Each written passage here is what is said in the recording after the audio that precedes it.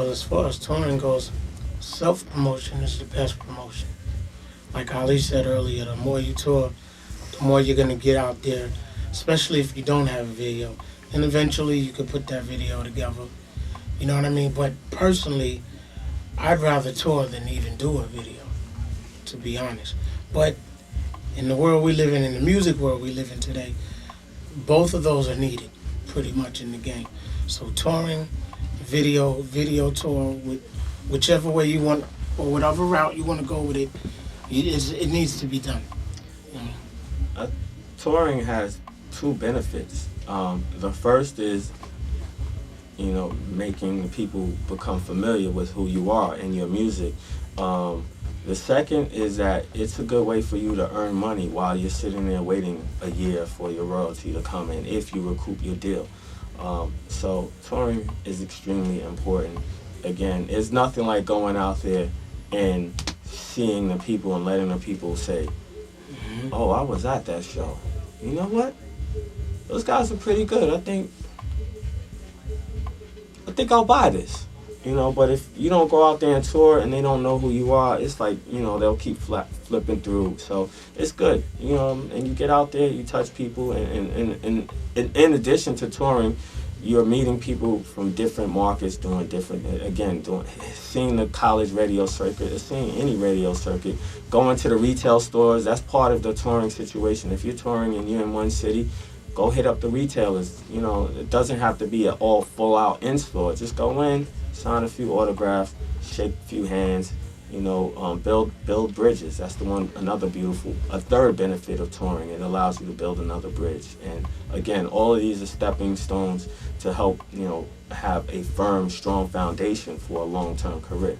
It should be a daily routine, like you route it correctly, like say you start in Toronto, then go to radio, do the show, do the after set, whatever. Go to Buffalo, same thing. Go through Syracuse, same thing. Rochester, same thing. Back down to the 5 boroughs. The city, of course. Same thing all throughout the East Coast.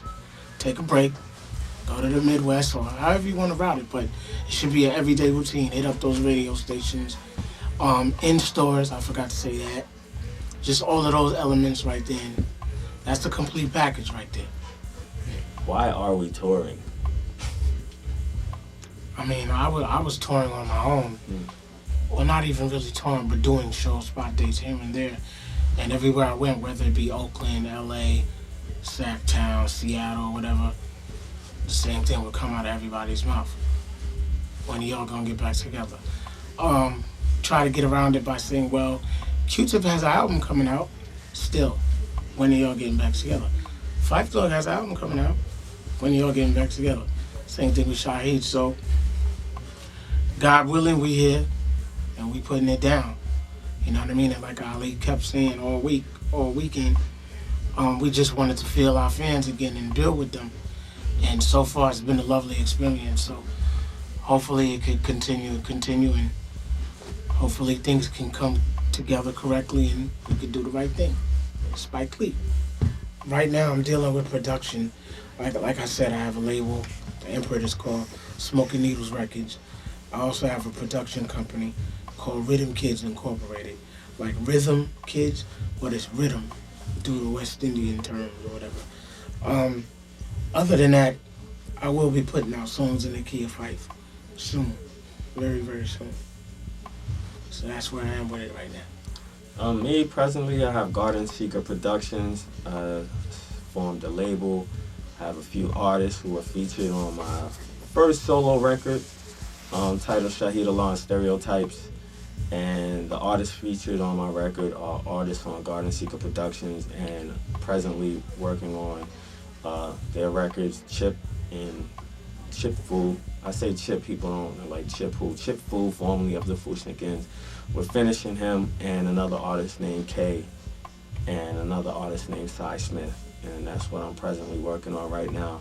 I've been getting several phone calls to do some outside production, and being a label owner, it's hard enough for me to get in the studio on my own just to do work for everyone else.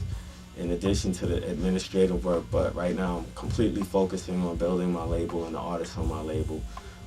The question is asked of us constantly, will there be a Tribe Called Quest record, or rather when? And unfortunately, we have no answers. We have not gone into the studio to record anything new. Right now, we're presently doing some dates to get reacquainted with our fans, to feel the love and to say thank you.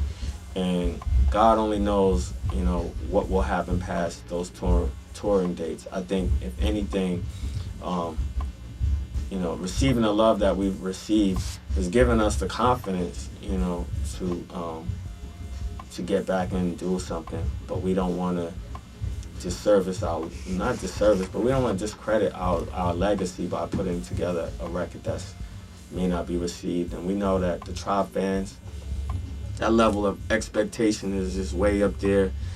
And sometimes when it's that high, it's impossible to